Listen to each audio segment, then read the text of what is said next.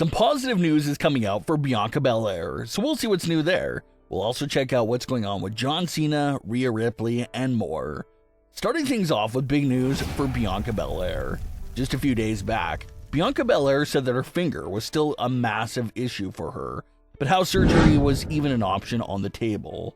Well now, reports are saying the complete opposite. According to WrestleVotes, Bianca Belair is looking to be fully medically cleared by this upcoming week, and they claim that WWE won't wait long to use her, and that her return to television is absolutely imminent. This is great news to hear, especially since Bianca just finished scaring the life out of everyone by saying that surgery was possibly needed for her finger. So it looks like Bianca was potentially stretching the truth there, just to keep her return and clearance a surprise, and keep fans guessing about her status. But the good news is that the injury is not as bad as Bianca was saying, and there's a very strong chance that we're just a few days away from seeing her again, which is great because outside of a few short-term appearances, Bianca Belair hasn't been seen consistently on WWE television since the road to WrestleMania 41. So after 4 months of her status being up in the air, she's back, and she should have an impact right away. There's not much confirmed information on what exactly Bianca Belair will be doing once she's back next week, but the obvious thing to point out is that she's officially back in the singles division for the first time in a few years. Bianca's recent work in WWE saw her spend a lot of time as a tag team partner with Naomi and Jade Cargill. But with this return right here, it looks like her time in the tag team division is truly officially over. She's back in the line of singles work, looking to get her hands on her first world title in over 2 years. The feud everyone is discussing right now is of course Bianca Belair versus Jade Cargill, especially if Jade is the champion when Bianca returns. If Bianca's goal is to get back into the world title picture, and if Jade is champion, that obviously looks like they're setting up Jade versus Bianca there. But it probably would be a mistake to turn that program and feud on so fast. Although many fans are excited to see that story of Jade Cargill versus Bianca Belair, it seems like more of a feud that deserves that slow-burning collision course. Like you know it's coming, all the signs and indicators are there, but WWE doesn't give it to us right away. They slowly build it up and wait for a bigger event for that program to take place at. That seems like the more ideal route for them to go in with Bianca versus Jade. Bianca should not be the first opponent right off the bat, because if you do that, you basically write yourself into a corner. Jade Cargill can't lose her first title defense, and Bianca Belair can't lose coming off her return.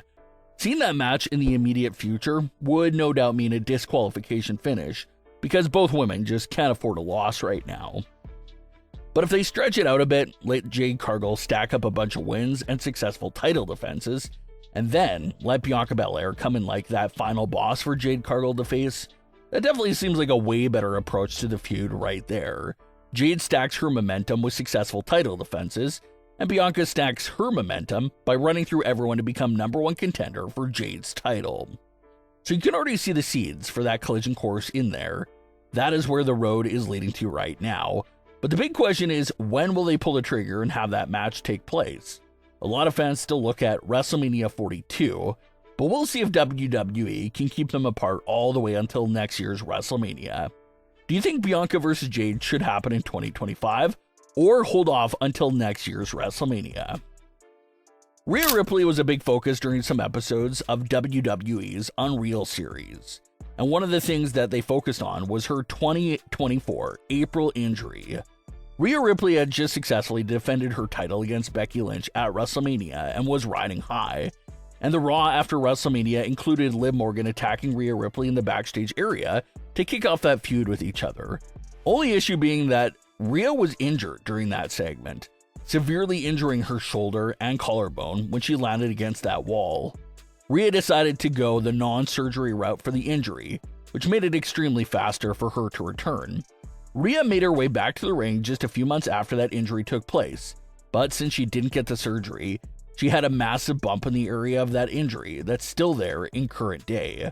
Rhea Ripley says the only way to fix the bump is through surgery, and since Rhea Ripley wanted to get back on the road with WWE and stay on the road with them, she pushed the surgery off for the foreseeable future. The WWE Unreal series also showcased that Rhea Ripley deals with a lot of anxiety and panic attacks before high-profile matches. Rhea said herself that her WrestleMania 40 panic attack lasted nearly 2 hours, and she experienced another one the day of the Raw Netflix premiere because it was the grand finale match for the program with Liv Morgan, and she wanted to make sure it was perfect. Triple H and several other superstars backstage were constantly motivating Rhea Ripley and reminding her about what she's capable of. Rhea also revealed that the second her theme plays, that's the moment where she really gets into character and snaps out of her emotions. The question of who will be John Cena's final opponent of his entire career in December 2025 has been a very big question ever since his retirement tour was first announced. JBL went viral for his 3 top picks of who Cena's final opponent could be. He went with Brock Lesnar, The Rock, and Roman Reigns. But in recent weeks, a new name has emerged in reports as the favorite to be John Cena's final opponent, and that individual is Gunther. Reports claim that Gunther continues to look like the most likely opponent for John Cena to face his final match in December 2025. If they do go with Gunther, it would be fitting for this new narrative surrounding him of retiring legends, because Gunther just faced Goldberg in July in Goldberg's final WWE match.